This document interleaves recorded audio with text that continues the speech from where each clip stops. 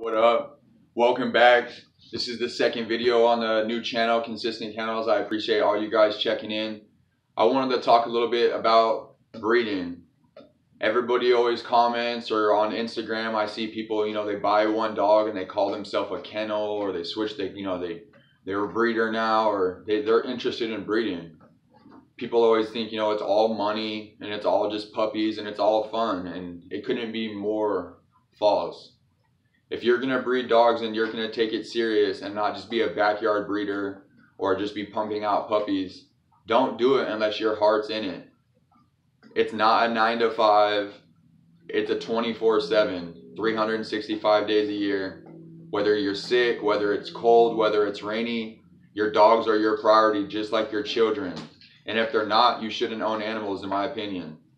They have to eat quality food. They have to be exercised. They have to get yard time. They have to rotate. As your yard gets bigger and you breed, I call it, your yard is your kennel. I call my property, my yard. That's where my dogs are. I'm from a line of dogmen.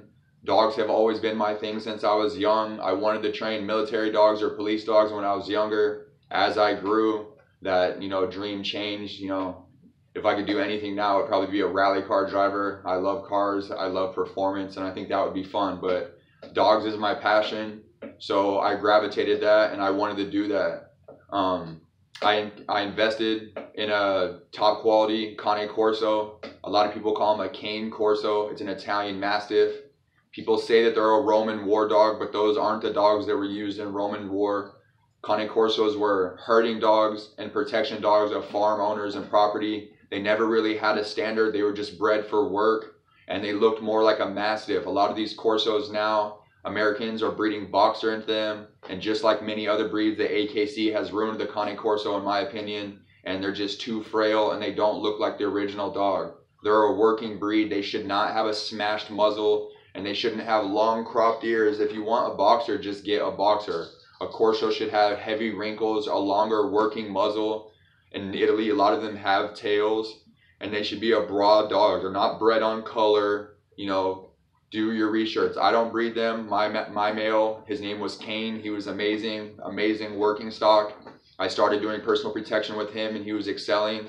I had a trainer named Yeshua. He has a company called Train Your Puppy in Arizona. He's doing good, and he trains Belgian Malinois and European Dobermans and Czech Shepherds, and he did Brittany Griner's Doberman. He's got tons of celebrity clients, but that was who initially started training my Corso. I did more and more research, I had a couple mentors. If you're interested in dogs and you plan on breeding, I highly suggest that you get a mentor. So many people these days with the power of the internet just watch videos. Even with my advice, get a mentor. If you're a young breeder or you're starting out, don't just use my advice. Do your research. At the end of the day, I'm just some guy on YouTube. I'm giving you my best advice and how I was schooled to do it. You can do it your route. I'm just giving you what worked for me and what I was taught the right way.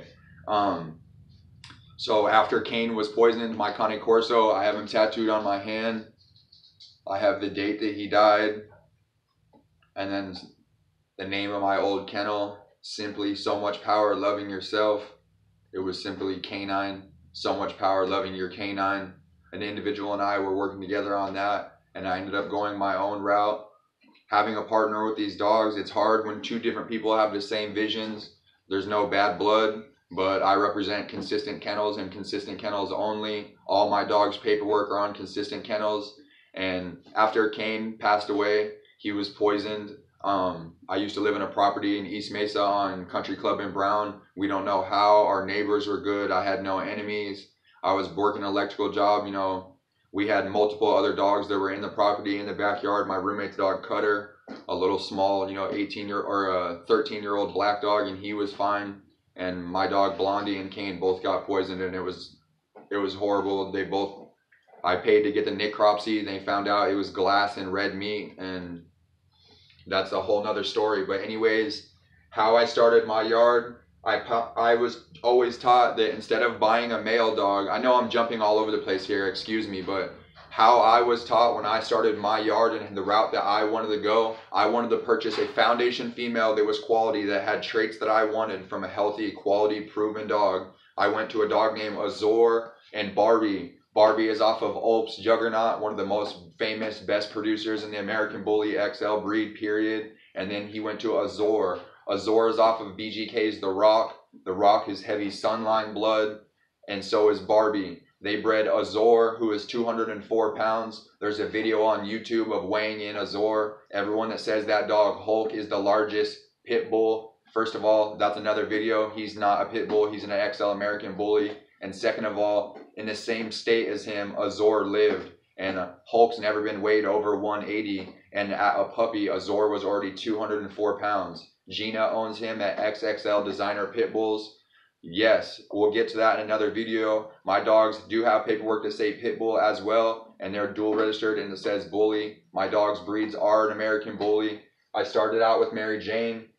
I started out with a female like I was taught so that I could produce my own male. A lot of people try to start a kennel and they go buy a male dog, and then when that male dog becomes something and he does great, that person that bred the dog is going to get the credit. Every time you make a breeding banner, that individual's name's going to be on it. That's just not the route I wanted to go. I went to Triple Threat Bullies, an amazing dog man named Craig Compton out in New Mexico. I purchased her for $7,500. And she's everything I wanted. She's a tri-carrier. She's 23.5 inches tall. She's 118 pounds lean. She's been all the way to 128 pounds. Weight is irrelevant to me. I don't want some fat, overweight dog just over stats. I want a clean dog with clean structure, with muscle that is active and can work. Although the American Bullies are a companion breed, I have multiple dogs that have sold all over the world that can do personal protection work. Mary Jane excels in personal protection work. She's why I think those individuals that recently broke into my shed didn't get into my house. For anybody that doesn't know, they shattered one of the, I have a double pane French doors, and each door has 2 windows, and they shattered the exterior window. But her son and her were out, and I think that's why they didn't come in. But they ended up breaking into the shed. So my kimono bite suit was stolen, all kinds of shit. My tons of dog food, all my $90 puppy pillows, my search and rescue kit. Tons of custom collars that I had made for my kennel name that had Triger's name on it in Golden Boy. I have tons of people looking on OfferUp and Craigslist trying to find these pieces of shit, coward thieves, but it is what it is. Anyways, I purchased Mary Jane. I raised her. I bred her on her 3rd heat. Let the dog grow. Let the dog develop. Do not breed a dog on her 1st heat. It would be like breeding a young girl. Their bodies aren't developed yet. Let them live. I ended up breeding her when she was about 2.5 on her 3rd heat. We went to California and we bred her to OC Pitts Tillicum, the largest tri-carrier in North America, 168-pound monster, clean structure. I have tons of photos of him on my consistent_kennels. If you're on Instagram, check me out, consistent_kennels. I produced a litter of 12. They were absolutely amazing. From that litter, I kept Triger. His name on paper is the Golden Boy. I call him Triger, a Triger man. That's my main stud. He just turned 2 years old. He's absolutely amazing. And then I have his best sister, which was a first pick female, Sissy Girl. She's amazing. She's everything we thought we were going to get in that breeding. And I have some extraordinary breedings coming up with her. Going to be doubling up on her genetics. And we got some real monsters that are going to be healthy and stable minds coming from her. A lot of people do not tell health tests in the American Bully. This breed is still in its infancy. You know, initially when they started, everyone was calling them pocket pits. If your dog is blue, you do not own a pit bull. You either have a Mastiff mix or you have an American Bully or an American Bully mix.